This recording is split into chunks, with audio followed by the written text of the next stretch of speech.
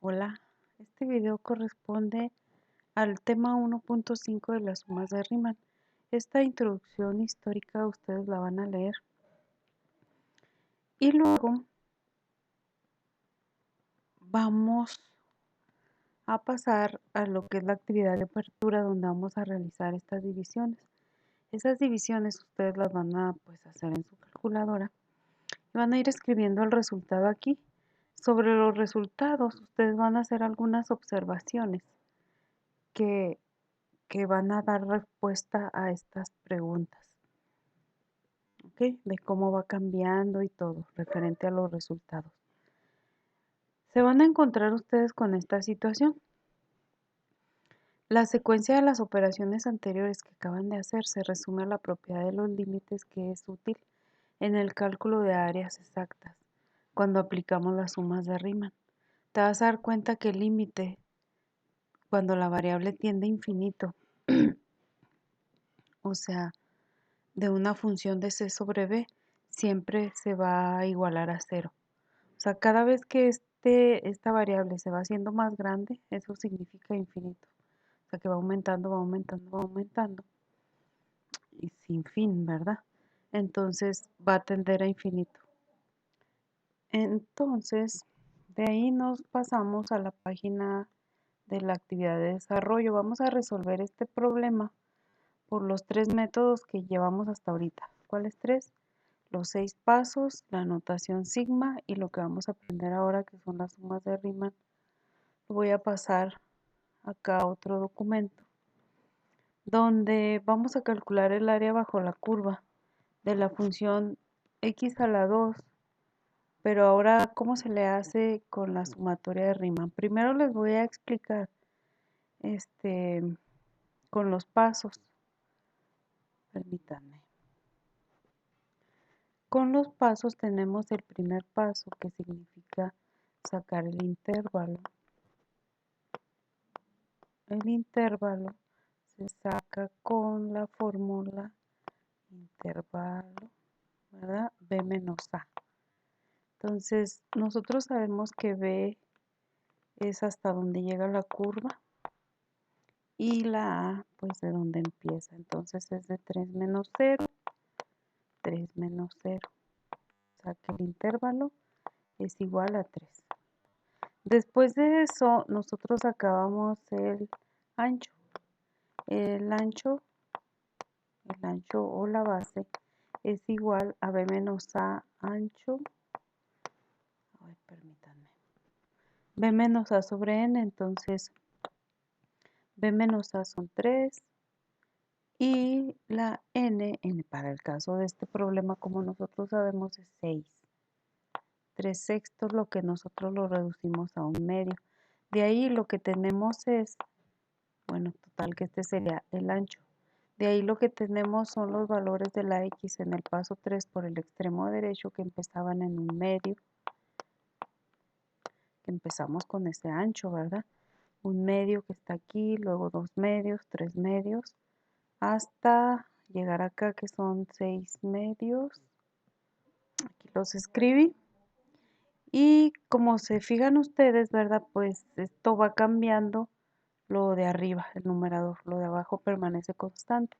Lo que nos llevaba a la notación sigma. Bueno, aquí lo que sigue pues es la altura y la suma de áreas, ¿verdad? Pero ya cortando pasos tenemos la notación sigma. La notación sigma. La fórmula de notación sigma la tenemos aquí. Área total es igual a la sumatoria de I igual a 1 hasta N de la función por el ancho. Entonces, tenemos la función que en este caso es x cuadrada y que aquí se ponía cómo se iba calculando la altura de los rectángulos. Se iba calculando sustituyendo este valor de x en la función y elevándolo al cuadrado. Luego sacábamos esta altura. Luego sustituyamos este valor de x en esta función y lo elevamos al cuadrado. Entonces, ¿qué es lo que está cambiando? Lo que está cambiando es lo de arriba. Entonces ahí es donde poníamos la y luego lo constante quedaba abajo, lo elevamos al cuadrado y lo multiplicamos por el ancho, que en este caso el ancho es 1/2. Desarrollamos esta expresión y todo, ¿verdad? Y ya sacábamos el valor del área total utilizando la notación sigma. ¿Cuál es la diferencia entre la notación sigma y las sumas de Riemann? Para las sumas de Riemann vas a utilizar pues lo mismo. El intervalo es igual, son 3. Sin embargo, los rectángulos no vamos a saber cuántos son. Entonces, si nosotros aquí sacábamos el ancho de los rectángulos b menos a sobre n, ahora no vamos a saber cuántos son. Entonces, el ancho, va a estar dado por 3 entre n. Como no vamos a saber cuántos son, le vamos a poner n, porque no nos vamos a referir a 5, 3, 2, 12, ¿sí? Sino que son muchos. Entonces el ancho va a ser 3n. Entonces estábamos con que el ancho es igual a 3 sobre n, ¿verdad? Porque n no sabemos cuántos rectángulos van a ser. Entonces vamos a utilizar la misma fórmula, la misma notación de sigma, nada más que ahora vamos a empezar desde 1 y vamos a terminar en n, porque no sabemos cuántos rectángulos son. Entonces, y utilizamos este mismo formato, es decir, aquí ponemos la función al cuadrado y luego el ancho. Entonces, nada más que aquí, pues, esto lo tomamos de los valores de x para calcular las alturas, ¿verdad? De aquí salió, pero ahora como un medio salió de la simplificación de 3/6, ¿verdad? Y como ahora no sabemos cuántos rectángulos son, ¿verdad? Entonces no vamos a utilizar un medio, vamos a utilizar 3 sobre n. Entonces utilizamos este mismo ancho, ¿verdad? Y eso mismo lo vamos a utilizar para calcular las alturas, nada más que le vamos a agregar la función y. Aquí voy a poner la letra y lo voy a elevar al cuadrado porque así dice la función que se eleva al cuadrado. Y lo voy a multiplicar por el ancho, que es 3 sobre n. Esta es la diferencia entre la notación sigma y las sumas de Riemann. ¿Okay? O sea, esta notación sí nos dice cuántos rectángulos se van a utilizar y esta es para cualquier cantidad de rectángulos que tú utilices. La aproximación es exacta, es más exacta con las sumas de Riemann que con los dos métodos anteriores. Desarrollamos esto utilizando unas fórmulas, ahorita vemos qué fórmulas van a ser, pero por ejemplo aquí nosotros vamos a elevar al cuadrado este 3 sobre ni. 3 al cuadrado son 9 sobre n al cuadrado, pues sería n cuadrada por i cuadrada. Todo eso multiplicado por el ancho, que son 3n. Entonces aquí vamos a multiplicar. 9 por 3 son 27. 27 sobre n a la 3. ¿Por qué n a la 3? Porque los exponentes se suman. N2 por n, se suman los exponentes y aquí te queda la i cuadrada. Finalmente, esto resulta en lo siguiente. Saco la constante, bueno, esto lo pongo ya como sumatoria, quedaría de esta manera, y saco la constante viene siendo todo esto, 27 sobre n a la 3. Lo saco de la sumatoria y nada más me quedo con la función i cuadrada. Esto lo resuelvo con una fórmula. Entonces, aplicando lo que sabemos, esto quedaría así. 27 sobre n3, n a la 3. Abres un corchete. Y esto lo resuelves como las sumatorias, las fórmulas de sumatoria de la i cuadrada. Teníamos que era igual a n por n más 1 por 2n más 1.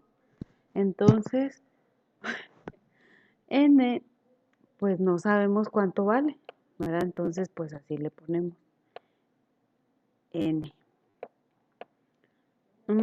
Creo que aquí hay unas fórmulas reducidas. Espérenme tantito.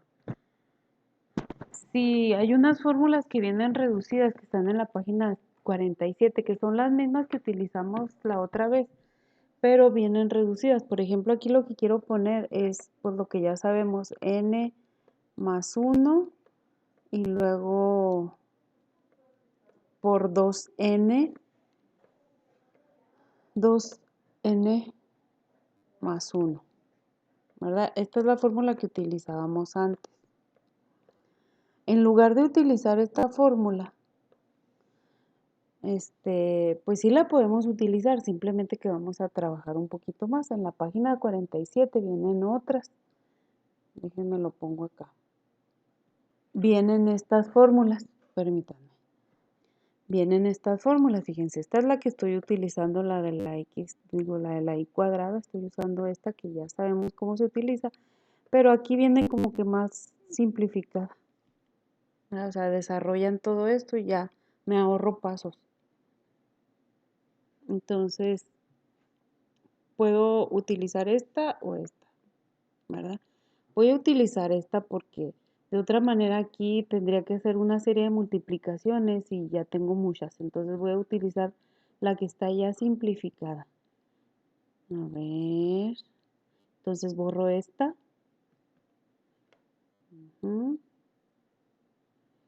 No que me haya equivocado, o sea, no me equivoqué, simplemente lo volví a dibujar pues para que ustedes sepan por qué estoy utilizando otra fórmula.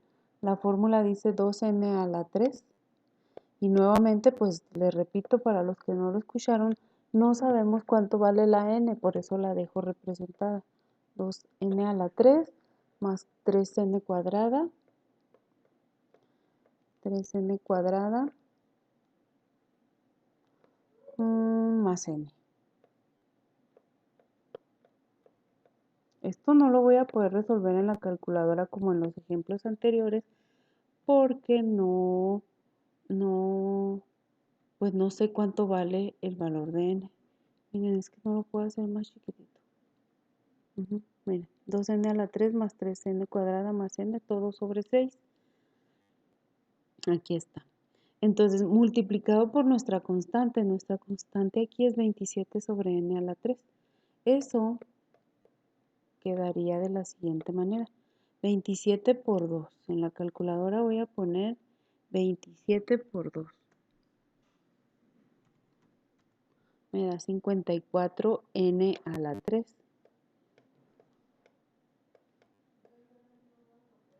Luego multiplico 27 por 3. 27 por 3 me da 81n cuadrada. Entonces aquí lo pongo.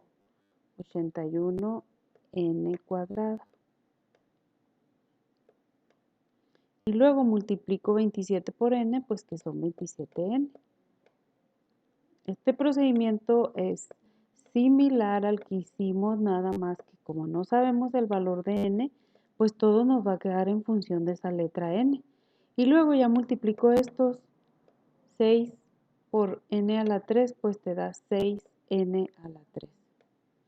Este 6n a la 3 resulta que está dividiendo a todo.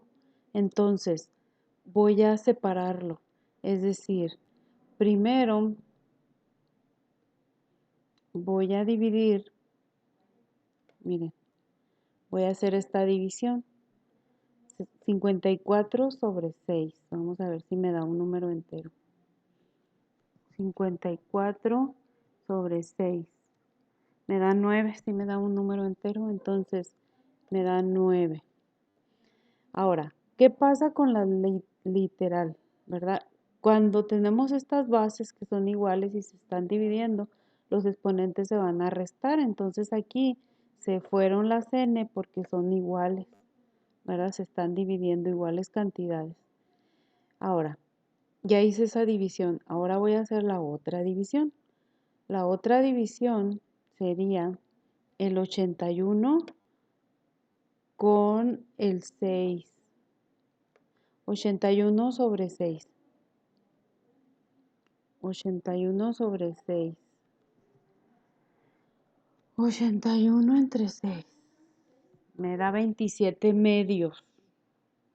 Ay, perdón, pero es que aquí en mi casa están hablando un chorro. 27 medios.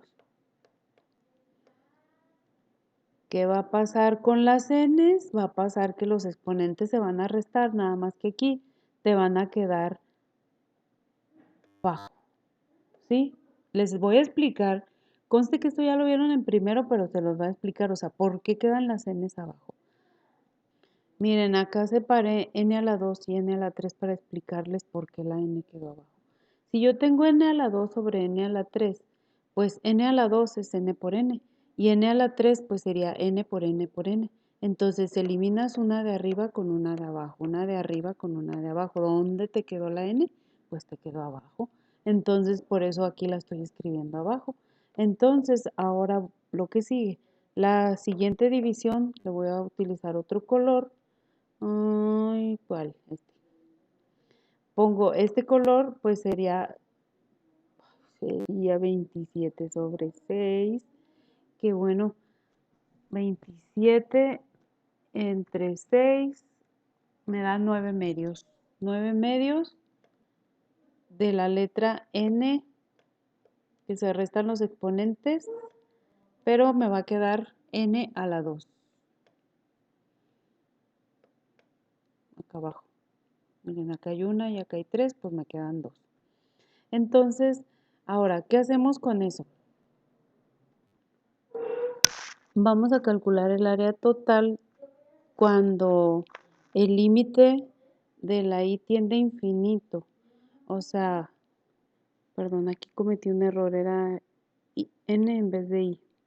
Entonces, n, entre más grande sea el valor de n, más se va a acercar a 0, va a tender a 0. Recuerden cómo lo vimos, cómo más bien ustedes lo observaron aquí en la página cuando estaban haciendo las divisiones.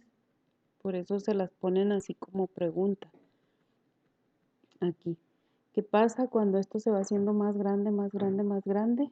Pues el resultado va tendiendo a ser 0. Aquí lo tenemos. Entonces, si yo sustituyo aquí n cuando n tiende a infinito, esto se anula, va a tender a 0. Y esto también, porque a la hora que tú divides con un número muy grande, pues esto va a tender a 0, por lo tanto, el resultado que te va a quedar nada más para el área total, pues es 9. Nada más fue el único lugar donde no sustituí.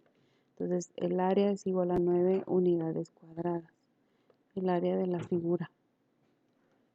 Entonces, aquí está el resultado, ¿verdad? Después del procedimiento que les acabo de explicar, aquí está el resultado, 9 unidades cuadradas.